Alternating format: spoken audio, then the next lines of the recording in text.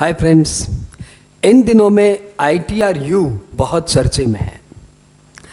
लोग बातें कर रहे हैं कि ITRU क्या है, क्या ये रिवाइज रिटर्न है, क्या रिवाइज रिटर्न एबोलिश हो गया, नया रिटर्न आ गया क्या। तो मैं बताऊं, आपका जो रिवाइज रिटर्न के प्रोविजंस है सेक्शन 139(5) दैट इज अनचेंज्ड। इसके अलावा इनकम टैक्स डिपार्टमेंट ने आपको एक नई प्रिविलेज दी है कि आप चाहो तो ITRU भर सकते हो। ITRU भरने का टाइम लिमिट है 2 years from end of assessment year. ITRU वही भर सकते हैं जिनका इनकम टैक्स में कोई प्रोसीडिंग्स पेंडिंग नहीं है।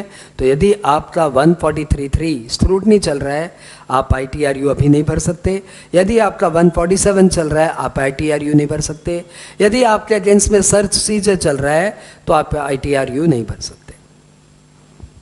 तो यदि आपके अगेंस्ट में कोई प्रोसीडिंग्स नहीं है, फिर भी आपका अपना चेतन मन आपको कह रहा है कि जो टैक्स कम दिखाया था वो दे दे, तो आप ITRU फिल कर सकते हो। अपना जितना भी आपने टैक्स पहले कम दिखाया था वो अभी आप भर सकते हो।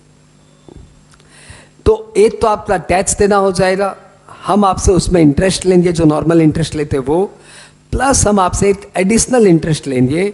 यदि आप 1 साल बैक वाला ITRU भरे हैं तो आपको 25% एडिशनल इंटरेस्ट देना पड़ेगा।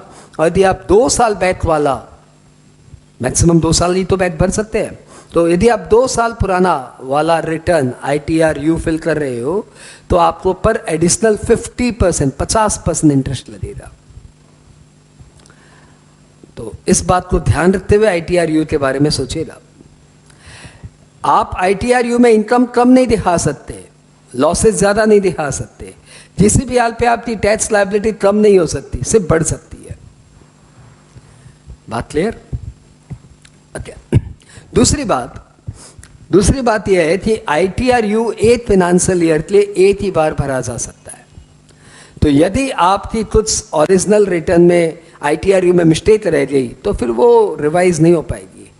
तो इसलिए ITRU भरते समय आपको बहुत ज़्यादा सावधानी रखनी चाहिए। आई होप ये इंफॉर्मेशन आपके काम की रही। जो स्टूडेंट्स इस वीडियो को देख रहे हैं, मैं उन्हें बताऊं, इससे ज़्यादा रेक्टिफाई करने की दरकार नहीं है। आप बस इसको अपने नॉलेज क्लियर रख सकते हो।